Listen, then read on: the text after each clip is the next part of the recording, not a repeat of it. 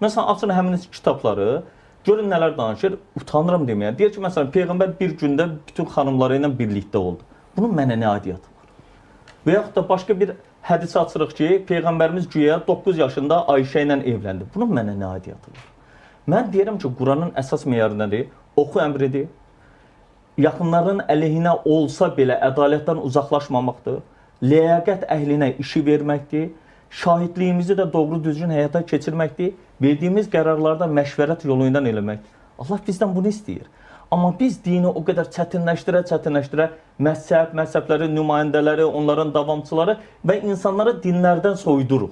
Din anlayışını elə bir hala gətirmişik ki, bu günlərim din deyəndə insanlar ancaq gözlərinin qabağında hansısa din xadimini görür.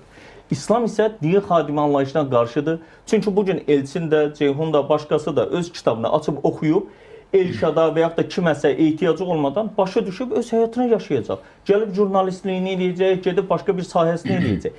Yəni ona görə deyirəm ki, bizim əsl əlimizdə mövcud olan tək, danılmaz, inkar edilməz bir fakt ancaq Qurandır.